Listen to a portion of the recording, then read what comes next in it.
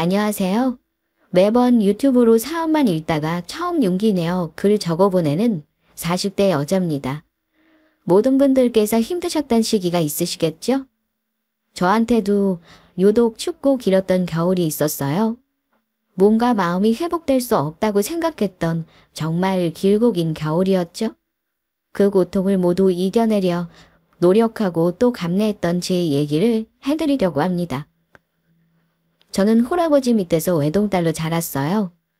다만 그렇게 힘들게 자라진 않았고 그렇다고 풍족하게 자라지도 않았죠. 아빠께서 작은 물류회사를 운영하고 계셨기 때문이었어요.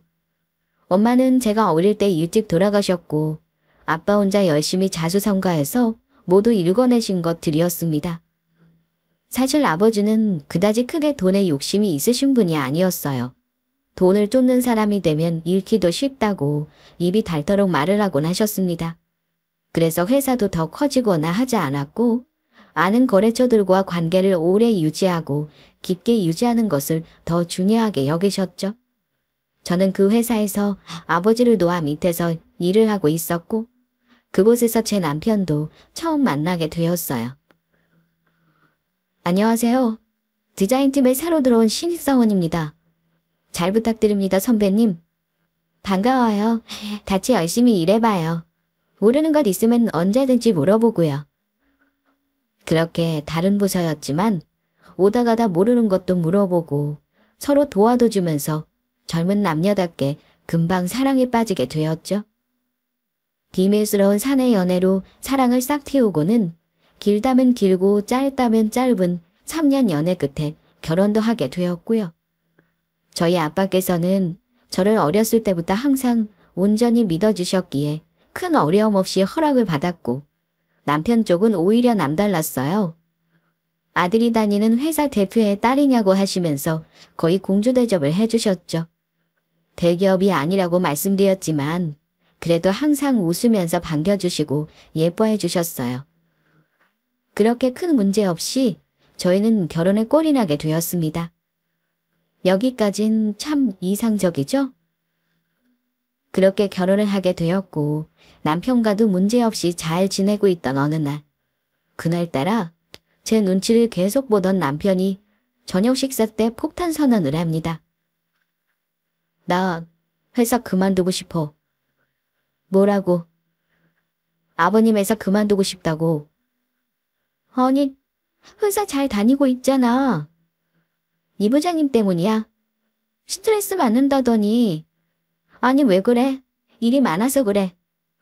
아니, 안 힘든 일이 어딨어. 세상 사람 다 똑같지. 그냥 나 사업하고 싶어. 뭔 소리야 그게 대체. 월급쟁이가 갑자기 사업하는 게 쉬울 것 같아? 아니 그리고 돈이 어디서 나서. 나 퇴직금하고 혹시 장인어른께 부탁 좀 드리면 안 될까? 여유는 조금이라도 있으시잖아. 그게 뭔 소리야. 나 아빠한테 손 벌리기 싫어. 부탁 좀 드리자. 나 5년 넘게 근속이야. 내가 어떤 사람인지 보실 시간 충분히 있으셨잖아. 게다가 하나밖에 없는 사위인데. 난 말 못해. 아니 사업 아이템은 뭔데? 그냥 나 좀 믿어봐. 천천히 내가 보여줄게. 남편이 어디서 사업바람이 불었는지 갑자기 회사를 그만둔다고 하더군요. 근래 남자인 친구들하고 술자리가 잦더라니. 남자는 사업이다 뭐 그런 얘기를 들어온 건 아닌가 싶었죠. 사실 그때까진 남편이 성실했고 서로 부부 사이에도 크게 문제가 될 것은 없었기에 그래 남자가 큰일 한번 해보게 믿어줘 보자 라는 생각에 컸어요. 다만 그 시작이 저희 아빠의 투자라는 건 참 마음에 안 들었어요. 전 절대 아빠께 말 못한다고 못을 박았지만 남편은 그 다음날부터 당장 모든 것을 실천해 옮기기 시작했죠. 나 오늘 사표 냈어. 벌써? 언제? 아까 장인어른께 다 말씀드리고 사표 내고 왔어. 조금 투자도 해주시기로 했어. 너무 잘 됐지? 아, 정말이야? 아빠가 투자를 해주신다고 했다고? 응. 한번 해보라고 하시더라고. 봐봐. 내가 잘 된다고 했잖아. 나 믿지? 나 잘할 수 있어. 저는 그렇게 다음날 당장 사표를 내고 온 남편이 너무 당황스러웠지만 뭐 어쩌겠어요. 남자들의 로망은 사업이고 그때까진 처음 도전해보는 거였으니까 한번 지켜봐주고도 싶었지요. 지금 생각해보면 아이도 없으니 가능했던 얘기 같아요. 아빠도 그런 마음에서 하나밖에 없는 사이를 밀어주고 싶으셨을 거예요. 들어보니 그렇게 큰 금액은 아니라서 마음은 놓였고요. 그 뒤부터 남편이 알아서 하겠거니 생각했습니다. 이때부터 정말 말 그대로 긴 터널에 들어가게 됐어요. 저는 계속해서 이 순간으로 얼마나 시간을 돌리고 싶었는지 몰라요. 정말로 두고두고 많이 후회했거든요. 그 후로 매일 남편은 저녁마다 저에게 하루하루 있었던 일들을 모두 말해주기 시작했어요. 요새 시장의 추세는 이렇고 저렇고 젊은 애들은 이걸 좋아하고 저걸 좋아하고 자세히 들어보니 음식점을 하나 내려고 하는 거였죠. 요리도 꽤 잘했었거든요. 웬만하면 잘 될 거라고 저도 생각했어요. 그렇게 부동산도 알아보고 체인점도 열심히 알아보러 본점을 잘 다니는가 싶더니 어느 날에는 갑자기 무슨 애견 카페를 연다고 하더군요. 잘 생각해보고 고민하고 말한 건지는 아직도 의문입니다. 나 업종 딴 거로 할까봐 음식점 말고. 아니 거기 음식점 본점 다니는 거 아니었어? 계약하려고. 갑자기 또 무슨 업종? 생각해보니까 음식점은 너무 흔하잖아. 아는 형이 그건 좀 그렇대. 요새 10 중에 8은 망한다더라고. 그럴 순 없잖아. 장인어른 돈도 좀 들어가 있는데. 그럼 뭔데? 괜찮은 아이템이 좀 있어? 애견 카페 어때? 요즘 젊은 애들이나 나이 드신 분들이나 반려견 없는 사람 보기 힘들잖아. 괜찮을 것 같지 않아? 그래, 내 주변도 많지. 그건 맞아. 그럼 그걸로 하기로 한 거야. 확실해. 근데 요새 펜션도 괜찮은 것 같더라고. 예쁘게 잘 꾸며놓으면 사진 찍으러도 많이 오더라. 2개를 동시에 하면 어떨까? 펜션도 해서 애견 펜션 겸 카페도 하는 거지. 아이디어는 알겠는데 이제 시작하는 거냐고. 나 믿지. 나만 믿어. 항상 마지막 말은 나 믿지로 끝나던 남편. 대체 아는 형들은 무슨 얘기를 그렇게 해줬던 걸까요?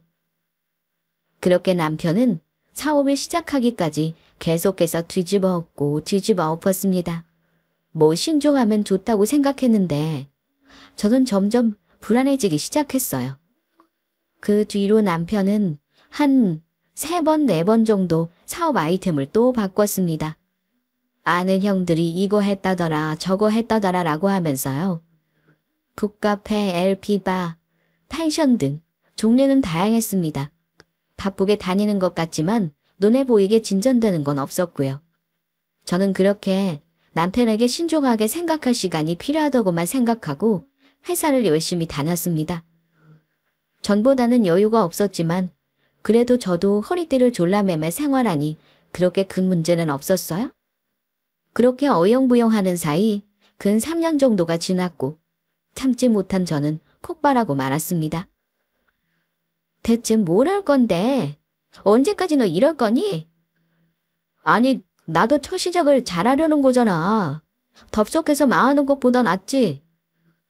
아니, 그래도 이쯤이면 뭔가를 시작이라도 해야 할 거 아니야. 우리가 애가 없어서 다행이지. 지금 유지가 되는 게 신기할 정도야, 우리. 내가 대박나서 다 갚으면 될 거 아니야. 참, 답답해서 그래, 답답해서. 뭐라도 좀 해. 당장 시작 안 할 거라면 알바라도 시작해. 3년이면 글로 보시기에는 짧아 보이시죠?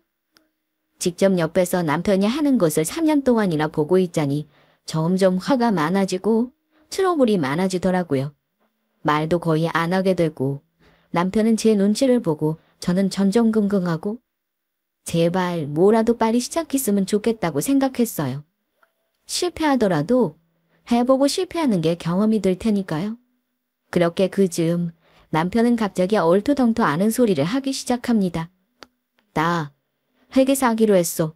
정말 딱 정했어. 회계사? 갑자기? 아, 또 뭔 소리야, 제발. 아는 형한테 들으니까 회계사가 그렇게 돈을 잘 번대. 진짜 내가 이거 안 되면 더 이상 말 안 하고 너가 원하는 대로 다 할게. 우리 돈은, 나 진짜 힘들어, 이제. 우리 돈은 안 모으니. 알아. 내가 합격만 하면 다 끝나. 그 돈 다 모으자. 그니까 그게 쉽냐고. 어쩜 난 너만 생각해. 갑자기 남편이 회계사를 한다고 합니다. 한 번만 또 믿어달라고 합니다. 이제 슬슬 모아둔 돈도 떨어져가고 제가 혼자 가게를 유지하는 것도 한계가 있더군요. 주변을 보니 회계사는 머리 좋은 친구가 해도 오래 걸리던데 대체 무슨 자신감이었을까요? 아빠가 슬슬 궁금하신지 남편에 대해서 물어보실 때도 할 말이 없어서 말을 할 수가 없었는데 갑자기 공부라뇨.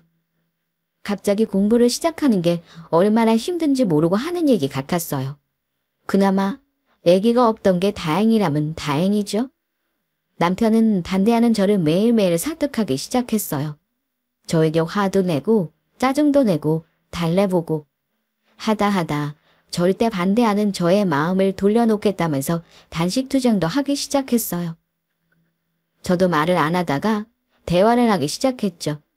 이렇게는 더 이상 못 지내겠다고 하면서요. 공부는 하라고 했습니다. 대신 생활비도 벌어오는 조건으로요. 그 후로 남편은 열심히 회계사 공부를 하기 시작했습니다. 제가 봐도 새벽까지 열심히 일했고 디자인 쪽으로 알바 같은 재택근무도 하면서 식비 정도는 버는 것 같아 보였어요. 큰 돈은 아니었지만 그런 책임감이라도 보고 싶었던 저는 그나마 마음을 놓았어요. 저도 조금이라도 여유가 있었으면 해서 퇴근 이후에 도서실 알바도 하나 시작했습니다. 밤에 일하고 또 출근하고 주치덕거리 하는 게 정말 만만치는 않았지만요. 그렇게 1년이 지나고 2년이 지나고 3년이 지났습니다. 준비하던 회계사 시험도 어느새 횟수로 5년차가 되었죠. 사실 제 일 자체가 말이 간단한 알바지 퇴근하고 새벽 3시까지 독서실 마감과 청소를 하고 새벽 7시에 일어나서 또 출근 준비를 해야 했거든요.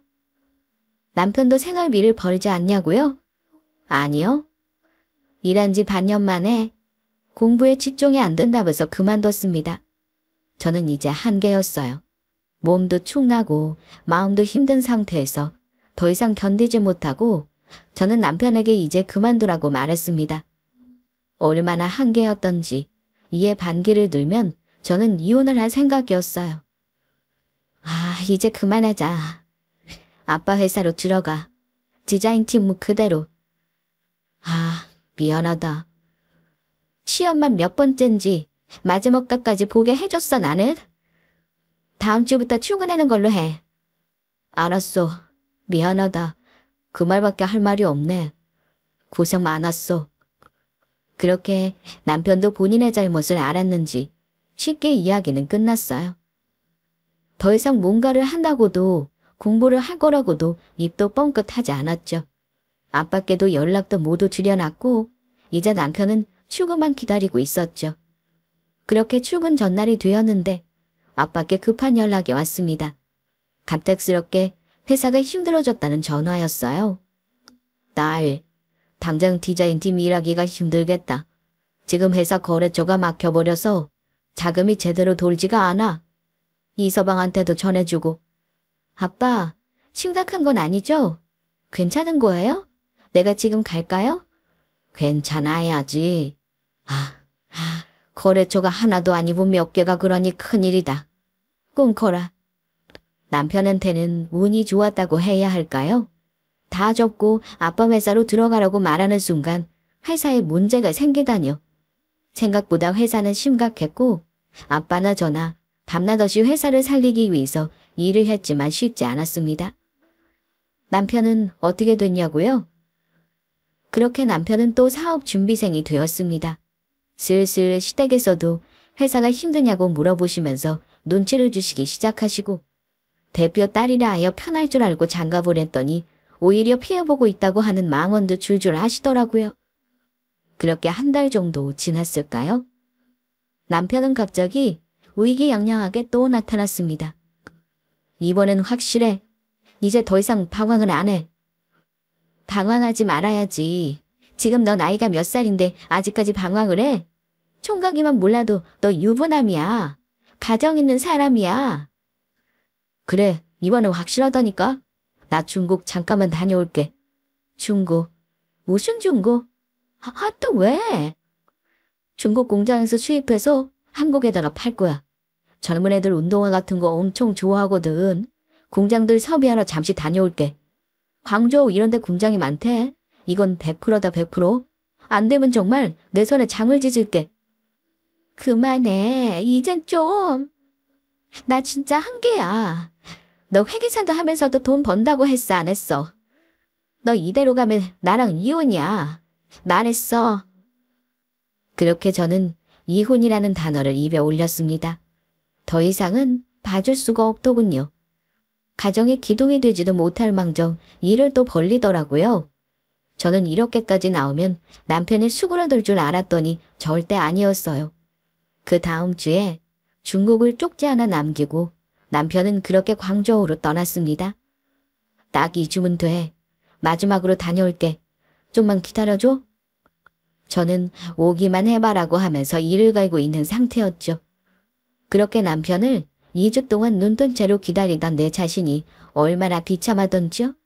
남편은 정말 2주 후에 딱 돌아와서 말했습니다. 나 대박이다. 나 대박났어. 이유를 들어보니 남들이 뚫지 못한 중국의 한 위험지역 공장으로 들어가서 거래를 따냈다고 합니다.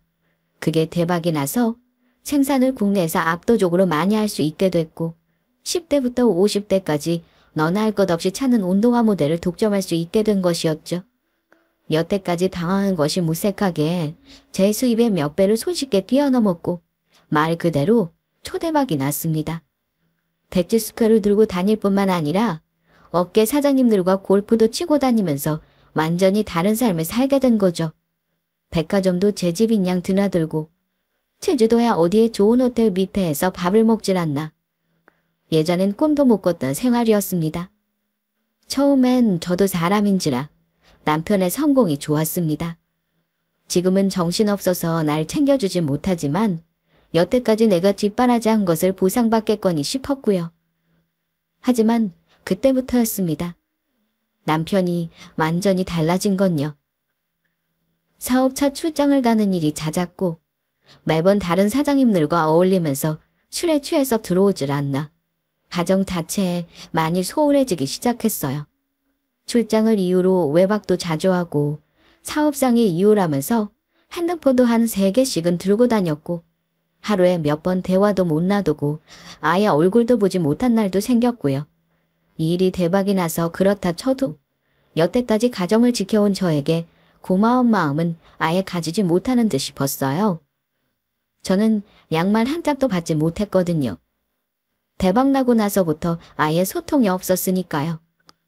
그러던 어느 날 남편이 샤워하는 틈에 핸드폰이 띵동 하고 울리는 겁니다.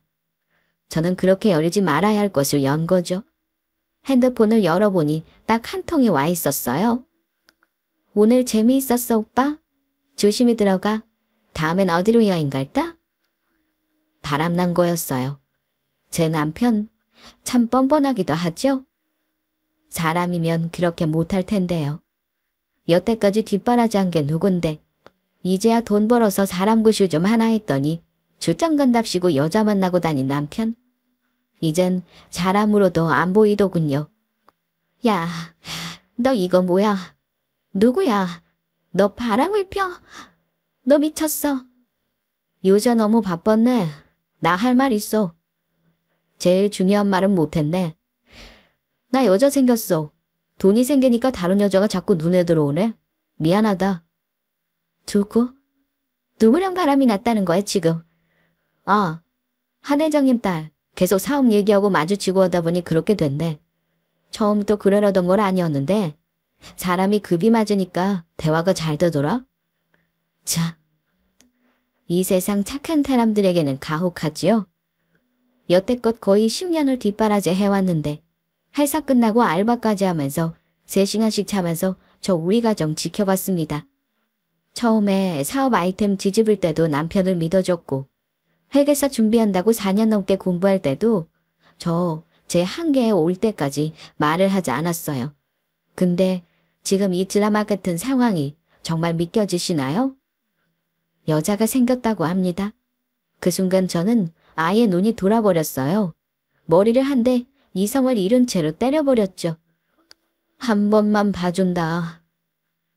돈이 오니까 자꾸 여자가 꼬이는 건 당연한 거지. 너가 뭘 어떡해. 그냥 깔끔하게 이혼하자. 미쳤구나 너가. 어떡해. 어떻게 너가 나한테 이래. 내가 여태까지 10년 동안 너 뒷바라지한 건 다 잊었어? 그래. 이혼하자. 너도 동의한 거다. 나중에 딴 말하기 없다. 대신 돈은 정확하게 줘. 유책 배우자는 너야. 준 거 있어? 그리고 이 돈을 왜 너를 줘? 나 혼자 중국 갔다 와서 개고생해서 번 돈인데 날로 먹게? 여태까지 너 먹고 자는 거 할 수 있게 돈 벌어왔던 거 나야. 너 거의 10년 동안 뭘 했는데 몇 년은 사업한다고 뚱땅대 내가 다 말아먹고 4년 넘게는 회계산다고 하다가도 말아먹고. 정신 차려. 나이값 좀 해. 너 이제 40이야. 돈 절대 못 줘. 소송을 하던지 해. 뭐 준 거 모아서 해보던지. 무슨 증거가 있는데? 기여도 증명하기 되게 힘들어, 알아? 두고 봐. 두고 보면 알겠네. 조강 뒤쳤던 남은 얼마나 고생할지 눈이 훤히 보인다. 그렇게 저와 남편은 이혼 소송에 들어가게 되었어요. 이혼 소송이라는 게 정말 만만치가 않더군요. 10년 동안 결혼 생활에 제가 했던 기여도도 서류로 증명해야 했고 상간녀 소송도 동시에 진행해야 했어요. 저 스스로는 도저히 할 수 없는 일들이었습니다. 그래서 변호사의 도움을 받기로 결심하고 열심히 뛰어다니게 되었죠. 전 딱 그 하나만 생각했던 것 같아요. 잘못한 사람은 꼭 벌을 받아야 한다. 내가 벌을 받을 이유는 없다. 다만 변호사분들과 상담을 하면 할수록 말이 모두 달랐고 대충 상담하려는 모습들이 보여서 어디서 일을 진행해야 할지 잘 모르겠더라고요. 어떻게 해야 할지 가슴에 돌을 얹은 채 살아가고 있던 어느 날 친구가 전화가 왔고 변호사가 됐다던 대학 선배를 기억하냐는 겁니다. 그 선배 변호사 됐어. 아니 어떡해. 전공도 다르잖아. 아예 시험을 봐서 대학 법대로 새로 갔다더라고. 대단하지 않아. 안 그래도 이번에 선배들 달라진 만나던 술자리에 나 갔었거든. 근데 그 선배가 너 얘기하더라. 잘 지내는지 궁금하다고. 한번 연락이나 해서 도와달라고 해봐. 돈이라도 아껴야지. 그래. 그래야겠다. 그 선배 번호 좀 알려줄래? 그래, 문자로 보낼게. 잘 말해봐, 알았지? 대학 시절 저희 과에서 제일 인기 있던 선배를 고르자면 바로 그 선배였을 거예요. 헌칠한 귀에 다정한 말투, 매너 있는 행동까지. 모든 여자인 친구들이 항상 입에 올리곤 했으니까요. 제 주변에도 고백한 친구들이 많았어요. 개인적으로는 같은 동아리에서 얘기만 몇 번 해본 게 다였는데 절 기억한다니요. 그것도 변호사라뇨. 그렇게 저는 간절한 마음으로 바로 연락했습니다. 선배, 잘 지내셨어요? 오늘 얘기 들었는데 그동안 잘 지냈어? 별일 없었나? 네, 선배. 변호사 되셨다고 소식 들었어요. 축하드려요. 너무 늦었죠? 40이 한참 넘어서 선배 소리 들으니 민망하네. 변호사는 운 좋게 된 지 좀 됐고 어떻게 지내? 만나서 얘기 좀 할까? 네, 좋아요, 선배. 제가 선배에서 주변으로 갈게요. 그렇게 저는 오랜만에 대학 시절 상방하던 선배를 만나게 되었어요. 그 앞에서 이혼소송과 상간녀 소송 상담을 해야 한다니. 제 인생을 돌아보니 후회스러운 게 이만저만이 아니지만 전 제발 선배가 도와줬으면 좋겠다고 곱씹어서 생각했어요. 너무 억울하고 화가 나서 그 돈이라도 꼭 받아내야 했거든요. 무슨 일 있나 보네. 표정이 안 좋아. 네, 사실 무슨 일 있어요. 아주 많이요. 선배가 도와주셨으면 좋겠어요. 뭐 그래? 내가 도와줄 수 있는 한 다 도와줄게. 말을 해줄래? 궁금증이 가득한 눈을 보면서 저는 하나하나 선배에게 모두 다 말을 하기 시작했어요. 제가 열심히 뒷바라지했던 순간부터 남편에게 비참하게 버림받던 순간까지요. 선배는 흠칫 놀라는 듯 했지만 제 앞이라서 크게 반응은 하지 않으시더라고요. 그것도 너무 감사했어요. 그렇게 설명을 열심히 하다 보니 너무 속상했던 제 모습들이 생각나서 선배 앞에서 펑펑 울어버리고 말았어요. 제 예뻤던 인생이 너무 억울했거든요. 그래, 그런 일이 있었구나. 고생 많았어. 네가 얼마나 힘들었을지 가늠이 잘 안 되네. 제가 잘못한 게 뭔지 모르겠어요, 선배. 전 정말 한 게 없어요. 이 결혼 유지하려고 정말 열심히 노력해왔거든요. 그게 다예요. 내가 말했나? 나 이혼 전문 변호사야. 여태까지 수많은 이혼 소송들 진행해왔어. 내가 꼭 너 편에서 이기게 해줄게. 돈도 다 받아낼 수 있어. 걱정하지 마. 고생 많았다. 선배는 예나 지금이나 참 다정하게 말을 해주시더군요. 온전히 저를 위로해준 사람을 만난 게 얼마만인지 모르겠어요.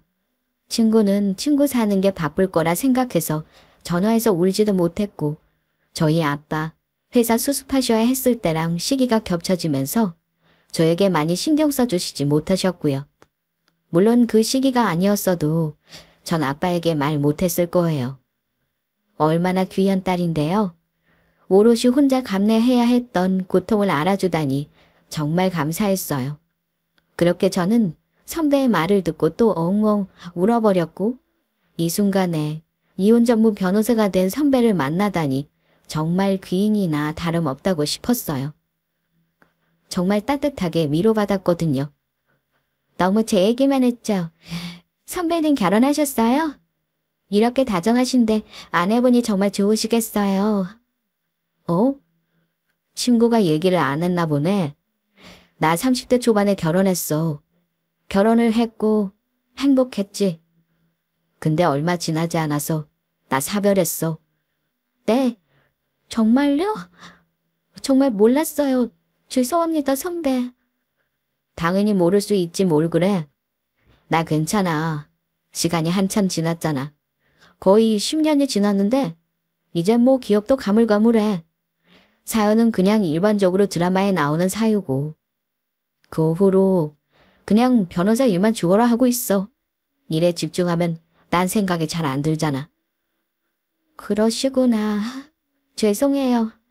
어찌됐든 더 힘든 사람 앞에서 괜히 힘들다고 말한 것 같아 마음이 안 좋네요. 선배도 마음고생이 심하셨겠어요. 아니야, 각자 힘든 게 있는 거지. 우선 이혼부터 깔끔하게 잘해보자. 그게 우선이야. 그 이후로 저는 선배의 조언대로 증거를 모으기 시작했어요. 전문적인 도움이 들어가고 선배가 진심으로 도와주니 대도단데 빠르게 진행이 되었죠. 저는 남편과 상간녀를 상대로 법원에 서는 것도 더 이상 두렵지 않게 되었어요. 남편이 바람폈던 수많은 증거들이 준비되어 있었고 10년 동안 제가 기여한 부분도 증명이 충분히 가능했죠. 선배도 계속해서 제 옆에서 따뜻한 위로와 자신감을 주셨고요. 그렇게 저는 제 인생에서 가볼 거라고 생각하지도 못했던 법원에 가게 되었고 완벽한 증거들로 승소를 했습니다. 이혼 소송, 참 길고 길었던 터널 같았어요. 정말 몸과 마음이 모두 지치는 일이더라고요. 다만 저는 밝은 빛을 보기 위해서 열심히 빠져나온 사람이 되었고요. 저는 모두 승소하여 돈도 받아낼 수 있게 되었고 마음속의 짐도 드디어 내려놓을 수 있게 되었습니다. 감사합니다, 선배. 다 덕분이에요. 아니야. 나도 오랜만에 변호사 1년차처럼 열심히 일했네. 기분 좋아. 고생 많았어. 이게 얼마나 힘든 건지 누구보다 내가 잘 아니까. 혼자 있으면 절대 못했을 것 같아요. 도와주셔서 감사해요. 정말 감사드립니다. 그렇게 선배에게 어제 미리 준비했던 자그마한 선물을 드리고는 뒤돌아서 법원을 걸어 나오는데 하염없이 눈물만 나더라고요. 내일처럼 도와줬던 선배에 대한 고마움과 지금 법원을 터덜터덜 걸어나가고 있는 내 모습과 이 상황들이 너무 서러웠었나 봐요.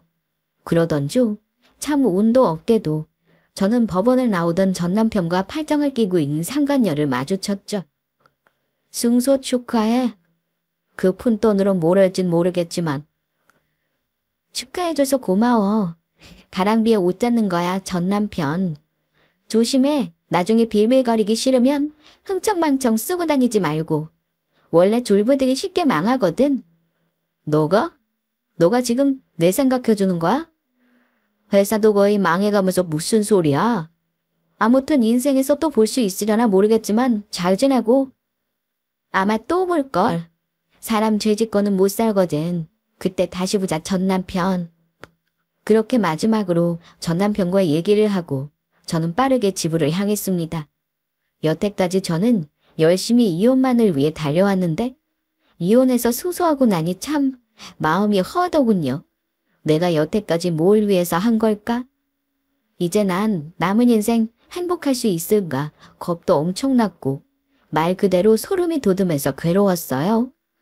그러면서 당장 뛰어서라도 집으로 들어가고 싶더군요. 같이 살던 집은 이미 정리를 했고 저는 제가 혼자 방을 구해서 살고 있었는데 끝나자마자 집으로 들어가서는 이불을 뒤집어 쓰고 집 밖으로 안 나오기 시작했어요. 전화도 아빠가 하시는 열통에 한 통을 받을까 말까. 아예 공황장애에 대인기피증이 온 건지 남편과 비슷한 남자를 보거나 목소리가 들리면 숨이 안 쉬어졌거든요. 친구들과도 연락을 모두 끊고서는 방 안에서만 지내기 시작했죠. 그러던 어느 날 문을 누가 노크하기 시작했어요. 저는 아무도 없는 척 또 불을 끄고는 누워 있었는데 문자가 딱 한 통 오더군요. 나야, 우리 얘기 좀 하자. 문을 열어보니 바로 선배였어요. 얼마 만에 만나는 건지 문을 열고 진심으로 의지했던 선배를 보자 마음이 확 놓였달까요? 여태까지 느꼈던 감정들과 제 속마음을 모두 털어놓으니 마음이 정말 편해지더군요.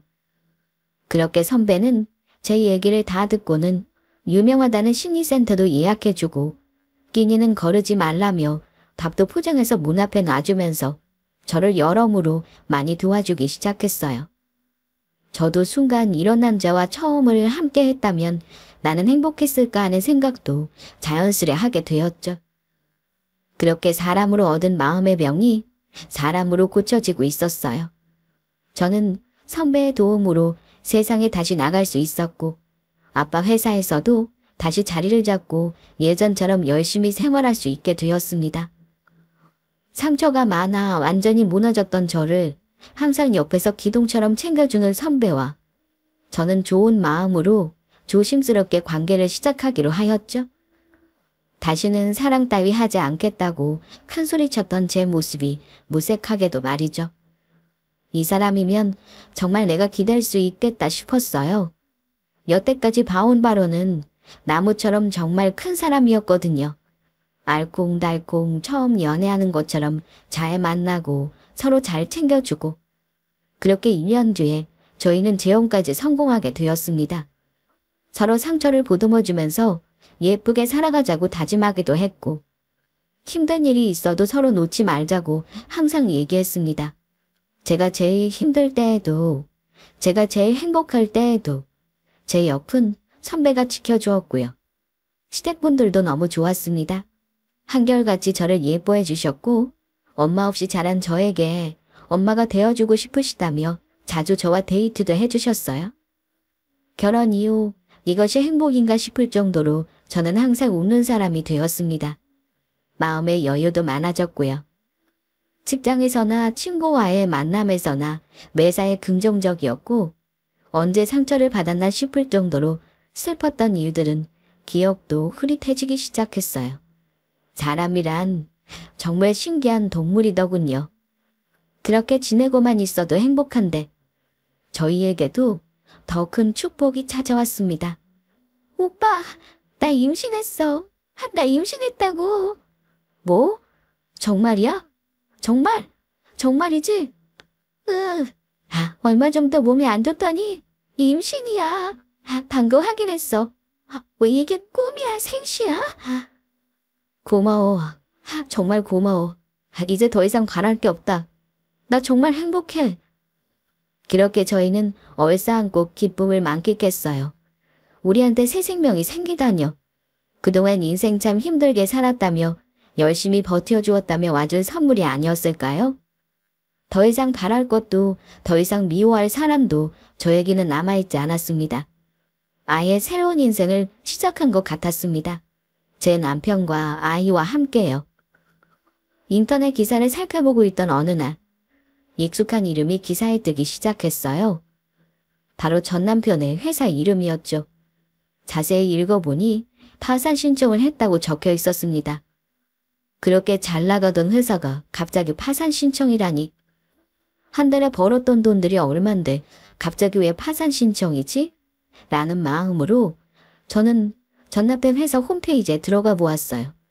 글을 읽어보니 사업을 확장하면서 바람피던 그 여자에게 대표직을 잠시 맡겼는데 그 사이 돈을 챙겨 중국으로 도망갔다고 사연이 적혀 있더군요. 한마디로 그 여자에게 회사를 다 날릴 만큼 사기를 당한 거였어요. 그 기사를 본 저녁에 퇴근할 때쯤 익숙한 실루엣이 저에게 다가왔습니다. 네, 맞아요. 전 남편이었어요. 놀랬지? 갑자기 찾아와서 잠깐 얘기 좀 할까? 뭔 얘기? 너와 나한테 할 얘기는 있고? 대단하다 너. 생각보다 더 뻔뻔하네. 잠깐이면 돼, 잠깐. 나 같으면 그 시간에 말하겠다. 뭔데 말해. 얼굴 좋아 보인다. 잘 지내나 봐? 난 벌 받고 있어. 너한테 그랬으면 안 됐었는데 너가 마지막에 그랬잖아. 조강 지쳐 떠나면 고생할 거라고. 맞아. 나 그러고 있어. 나 많이 후회돼. 너가 10년 동안 나 뒤에서 보살펴주고 생활비 벌려고 독서실 일하고 난 왜 그 감사함도 몰랐을까? 정말 바보같이. 다시 한번 말해봐. 나 후회해. 나 정말 새 사람 됐어. 한 번만, 나 다시 한 번만 믿어줄 수 있을까? 제발 부탁할게. 정말 나 양심 없는 거 알고 있는데 우리 합치자. 저는 듣자마자 화를 참지 못하고 옆에 있던 물을 전 남편 얼굴에 뿌려버리고 말았어요. 얼마나 화가 났는지 주변에서 보든 말든 눈치도 보이지 않더라고요. 마음 같아서는 따기도 한데 때려주고 싶었는데 말이죠. 주변의 직원들이 흠칫 놀라는 소리가 들리기 시작했어요. 네가 여기가 어디라고 와. 네가 사람이면 여기 못 오지. 옛날이나 지금이나 뻔뻔한 건 여전하구나. 벌 받고 있다고. 벌 받아야지. 나쁜 사람이 벌 받아야지. 그럼 누가 받을까? 내가 정말 잘못했어. 내가 잠깐 눈이 돌았었나 봐. 우리 오늘따 좋았잖아. 난 다 기억나는데. 우리 그 놀이공원 갔던 거 기억나? 너가 제일 좋아하던 그 놀이기구. 해외여행 간 것도 기억나지? 영국을 제일 좋아해서 또 가기로 했었잖아. 그리고 결혼할 때 우리 평생 사랑하겠다고 서로 약속도 했잖아. 우리 그런 추억 한두 개가 아니잖아. 한 번만 생각해줘 제발. 나 빈털털이야. 연애 때 뭐. 지난 일을 가지고 뭐 어떻게 하라는 거지. 나 지금 정말 행복해. 나랑 있었던 일이 기억이 잘 안 나. 없었던 일처럼 정말로 가물가물하다고. 너가 한 말 있지? 돈이 생기니까 다른 남자가 자꾸 눈에 들어오더라. 미안? 그리고 나 임신했어. 부정 타기 전에 좀 내 눈앞에서 비켜줄래? 그게 정말이야? 그리고 뭐 회사도 거의 망했다고. 너가 보면 알겠네. 얼마나 지금 잘 돌아가고 있는지. 내 인생의 유일한 오점은 너야. 그렇게 울부짖는 전 남편의 울음소리를 듣고도 저는 마음 한켠이 아파오지도 않더군요. 오히려 아무런 감정이 미동이 없는 제 자신이 신기했어요. 전 제 전 남편과 함께 지낼 때만큼은 정말 남편한테 최선을 다했었거든요. 남편을 10년 동안 믿어줬었거든요. 그게 동반자로서 할 일이라고 생각하기도 했고 전 남편을 선택한 제 선택을 후회하고 싶지도 않았었거든요. 그래서인지 전 후회도 없고 오히려 속이 너무 후련했습니다. 근데 남편은 아니었나 봐요. 그럴만도 하죠. 모든 저의 상처들을 뒤로하고 저는 멋진 아들을 낳았고 남편은 여전히 다정하고 따뜻하게 절 대해줍니다. 하루하루 아이의 모습을 보며 서로 웃기 바빠요. 서로 단 한 번도 할퀴고 마음을 다치게 한 적 없이 서로 이 행복이 얼마나 소중한지 누구보다 잘 알기에 열심히 지키려고 노력하는 중이에요. 남편은 여전히 누구보다 바쁘게 이혼 전문 변호사로서 멋진 삶을 살고 있고 저는 아빠 회사를 물려받게 되었습니다. 저는 아버지와 다르게 욕심이 좀 있었고 회사를 젊은 색으로 모두 바꿔보고 싶었어요. 빨리 변하는 기술에 발맞춰 새로운 아이템도 열심히 도입했고요. 이게 운이 좋았는지 감사하게도 저희 회사는 점점 커져가고 있습니다. 이게 행복인 거죠? 누군가가 말했습니다. 진정한 행복이란 누워서 잠이 들 때 마음에 걸리는 것이 하나도 없는 것이라 합니다. 저는 아이를 바라보고 남편을 바라보면서 누구보다 밝게 미소 지으며 벅찬 마음을 끌어안고 매일 잠이 듭니다. 인생, 나쁜 짓을 하면 정말 그대로 벌을 받더라고요. 어른들 말씀은 틀린 게 하나 없더군요. 구독자분들, 오늘 제 사연 들어주셔서 너무 감사합니다. 구독자분들의 가정도 항상 행복이 깃들길 바랍니다.